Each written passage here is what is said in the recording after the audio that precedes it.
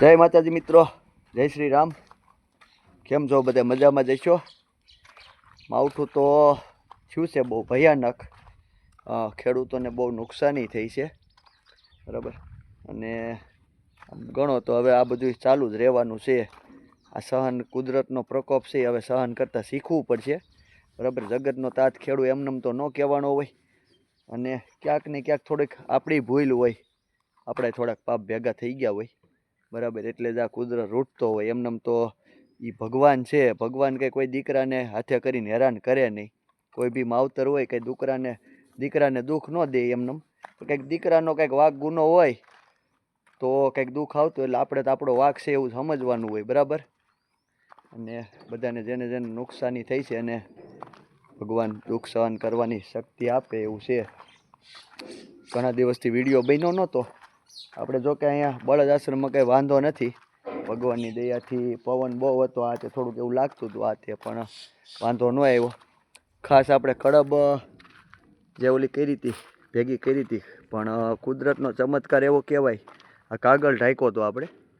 હવે બધું ટાંકાનું ઢાંકણું ઉપરથી ઉડી ગયું. લોખંડનું પતરાનું ઢાંકણું હતું, ફૂલ મજબૂત. આમ તો 5-6 જણાથી ઉંચકે એવું ઢાંકણું હતું. એ ઉડીને વયું ગયું, ઓલી બાજુ પડ્યું છે. અને કાગળ ન ઉડ્યો, બોલો. આ કાગળ ઢાંકી દીધો તો કમ્પ્લીટ. જો ઓલી બાજુ કાગળ છે, 2 હાંધા હતા, ખાલી ફરતા આપણે બ્લોક ગોઠવા હતા. ઉપર એમને 2 લોખંડની નિહાણી નાખી દીધી, હાંધો આવતો હતો ત્યાં. હવે ચમત્કાર તો જોવો કે આ ન ઉડ્યો કાગળ, બોલો. નકર અહીંથી આમ સસડાટી પવન સીધો આવતો હતો. અને એટલી પવનની તીવ્ર ગતિ હતી, હું અહીંયા જ હતો. ઓલી બાજુ હાથીઓ ઉડાડ નાખીને ઘણું ઉડી ગયું. ટાંકાનું ઢાંકણું લોખંડનું ઉડાડ નાખ્યું હોય. આ કાગળનું શું ગજું? ક્યાંય કાગળ શીરાણો નથી, કાંઈ નહીં, બોલો. એમનેમ રહી ગયો. આ ભગવાનની એટલી એક અમારા માટે તો એ ચમત્કાર જ કહેવાય કે મહામેની ત્યાં એટલી આ બીમાર બળદો હારું જાહેર ભેગી કરી હતી, બરાબર. આ અહીંયા બધી શેડમાં ફાંકા પાડી દીધા, કાગળમાં બધું તોડી વીખી નાખ્યું. અને ગોડાઉને ભરાઈ ગયું છે વ્યવસ્થિત. એટલે હવે એ કાંઈ ઉપાધિ છે નહીં. આપણે પાલાનું ભરાઈ ગયું સરસ મજાનું. જોવો હજી ખારીઓ આવે એમ છે. જે વરસાદ નથી ત્યાંથી ખારીઓ આવે એમ છે. એક આપણે લીમડોય પડી ગયો છે. ઘડીક વાર તો એવું હતું તે ભાઈ બહુ બધું હેરાનગતિ થઈ જાય, પણ વાંધો ન આવ્યો. એટલી ભગવાનની દયા. જેને નુકસાની થઈ છે, પણ હવે આ કુદરતી પ્રકોપ છે, બરાબર. આમાં તો કોઈનું હાલતું નથી, પણ આપણો જ વાંક છે એવું જ આપણે સમજવું પડે, બરાબર. મારે નુકસાની થઈ હોય તો મારો કંઈક વાંક હોય તો મને નુકસાની થઈ હોય એવું મારે એ સ્વીકારવું જ પડે કાયદેસર. જા લીમડો આપણે પડી ગયો તો આ બધો કાપ્યો પછી તાત્કાલિક ડાળ્યું. પહેલી આટી આવી ને તો પતરા બતરા થોડુંક ઉડાડ્યું હતું. જો ઓલી બાજુ પતરા થોડાક કાઢ્યા હતા, પવનને સીધો પવન લાગે એટલે. બીજું કંઈ વાંધો નથી આવ્યો. ધરાશાયી થઈ ગયો લીમડા દર વખતે વાવાઝોડા ઓછા થતા જાય છે. હવે 2 ને 3 4 લીમડા વધ્યા લ્યો મૂળ શેઢે, બાકી બધા પડી ગયા છે. આવું છે. નકર અહીંયા 15-17 લીમડા હતા આપણે.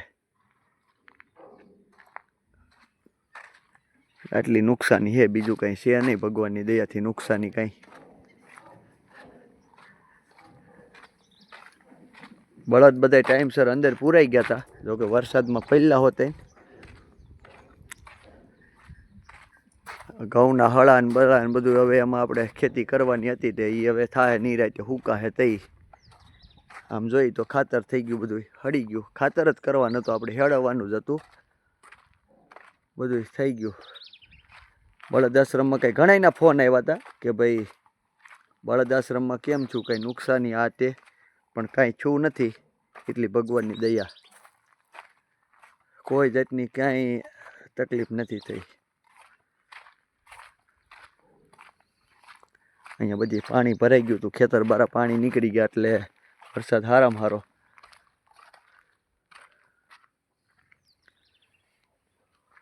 મેં કીધું 2-3 દિવસથી વ્લોગ બન્યો નહોતો, વ્લોગ બનાવી નાખી જરીક વિડીયાના મારફતે બધાને ખ્યાલ આવી જાય.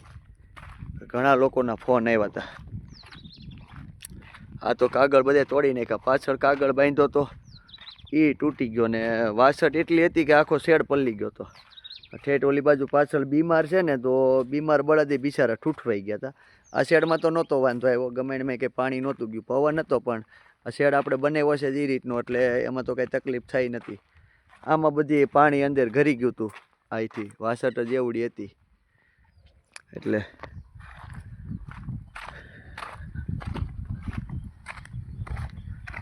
ટ્રેક્ટર બેક્ટર બધું ધોવાઈ ગયું ફર્સ્ટ ક્લાસ. બધા બળદિયા પાલો ખાય છે સરસ મજાનો. કાલ પાલો આવ્યો તો જાળિયાથી, સરસ મજાનો પાલો છે, જોવો લીલવણી માંડવીના પાલાની ગમેણું ભરી દીધી છે. અમુક ખાય છે અને અમુક ઊભા છે ને બધું એવું છે. અમુક ધરાણા છે ને જો ભાઈ ઊભા ભગત ધરાઈ ગયા. લ્યો આને હું ખાવા જોઈએ, થોડુંક થોડુંક ખાવા જોઈએ. લ્યો આટલું હે બધું. આ ઊભા નિરાયતે ઓગાળે છે. હજી પાલાની ગમેણ ભરી છે. જાંબો આવ્યો, જાંબાને કાલે ખારો દૂધવાર કર્યો તો, વેક્સિન આપીને મારવા દોડતો તો હાળો. જેદી આવ્યો તેદી અને હાલવાની ટેવાય નહોતી, મરવા પડે એમ હતો, અને અત્યારે હામો દોડતો હતો. બધા બળદને ખરવાની પાછી વેક્સિન આપી દીધી, બાકી રહી ગયા હતા ને થોડાક, એને અપાઈ ગઈ છે. હવે તમામ દાતાશ્રીનો ખૂબ ખૂબ આભાર કે આટલી મુશ્કેલી પડે તોય ખેડૂતો આટલું દાન કરતા હોય છૂટા હાથે. નકર તો ભાઈ જીવ હાલવાની વાત છે.